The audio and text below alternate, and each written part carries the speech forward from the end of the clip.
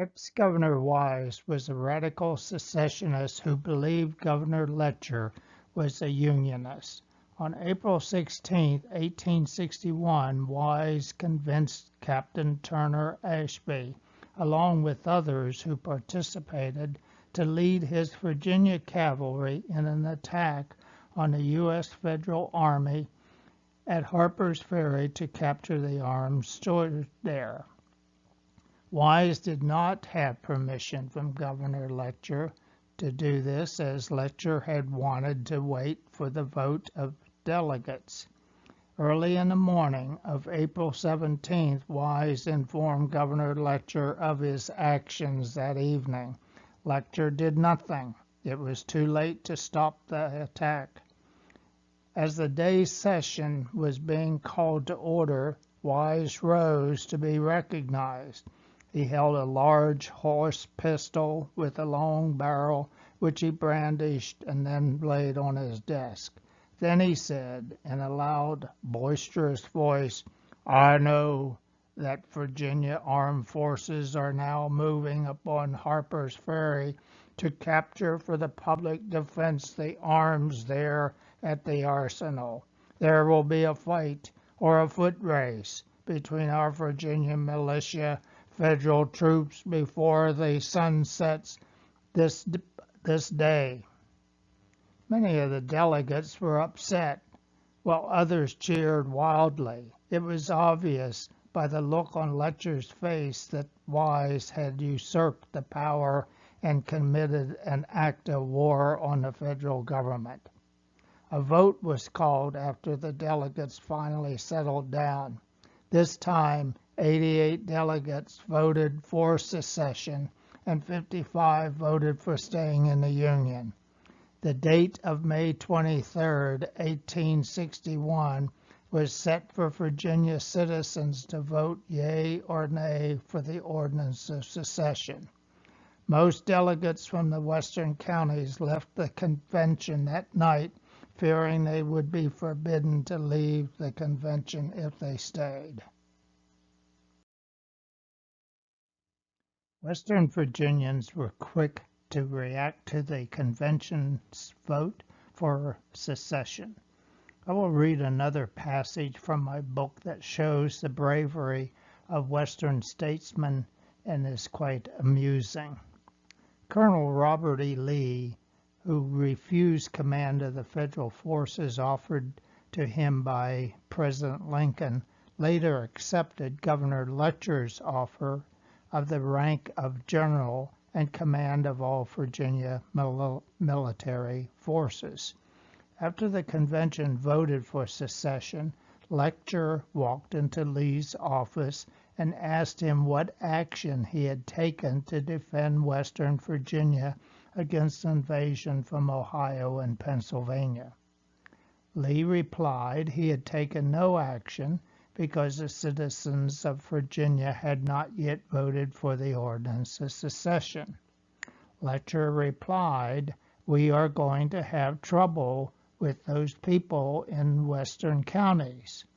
I wrote a letter to Andrew Sweeney, mayor of Wheeling, informing him of the passage of the ordinance and ordering him to seize at once the custom house of that city, the post office, and all public buildings and documents in the name of the sovereign state of Virginia." Do you know what he wrote back?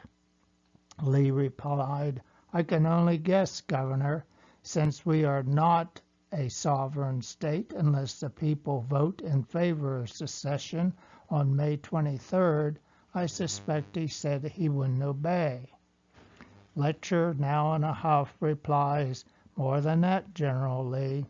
He wrote back, 'I have seized the custom house, the post office, and all the public buildings and documents in the name of Abraham Lincoln, President of the United States, whose property they are.'" Governor Letcher had valid concerns about Western Virginia.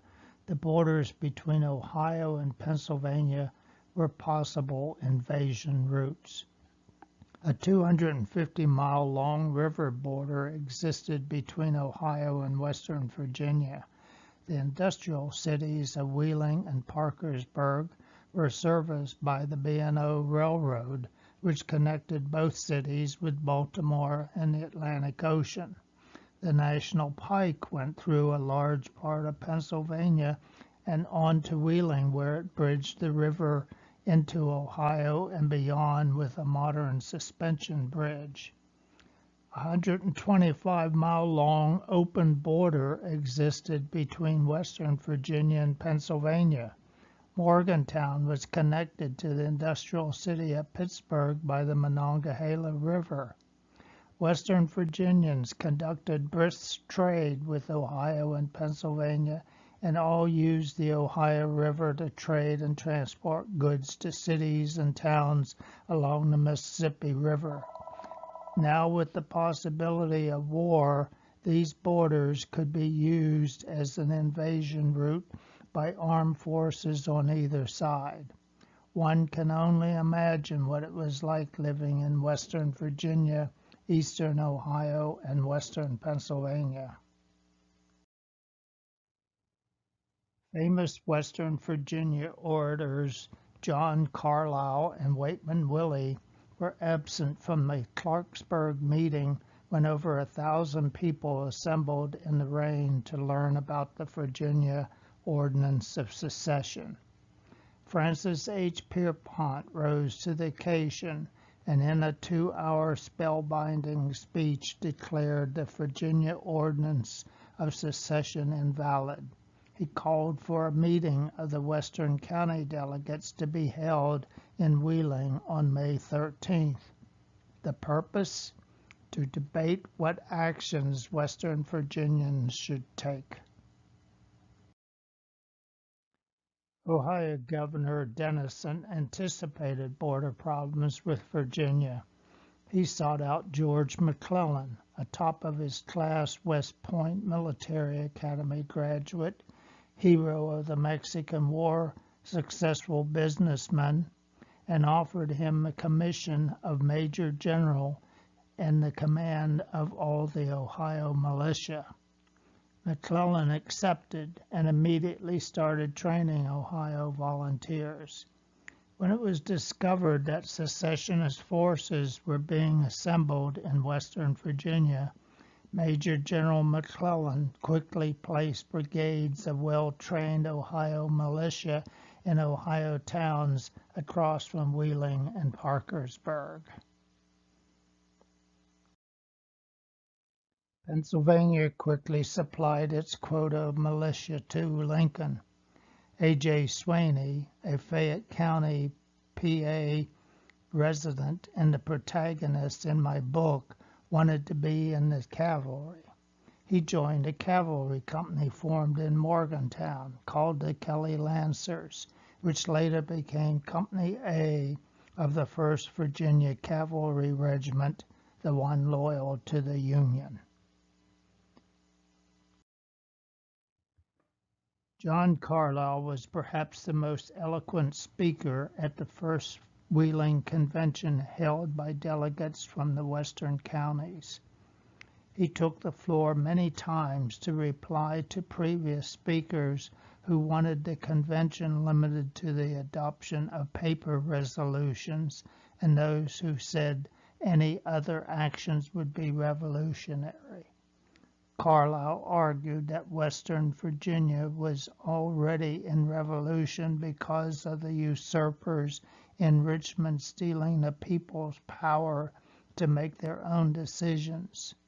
He stated Western Virginians were the only portion of Virginia not now under military despotism.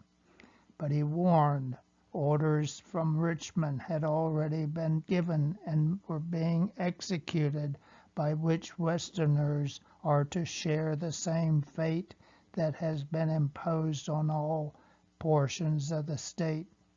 He warned by saying, "No people ever remain free or ever will that were not willing to spill their last drop of blood for the maintenance of their liberty." Then he ended with a call to action. Show yourself worthy to be free. His speech is covered on page 103 of Storm Coming. In the referendum held on May 23, 1861, Virginia's secession was ratified by a large majority of the people of the state. But in the western counties, which would later form the state of West Virginia, the vote of the people was approximately 35,000 against ratification and 19,000 for ratification of the Ordinance of Secession. Shown in blue in this slide are the western Virginia counties that voted to approve Virginia's secession from the U.S.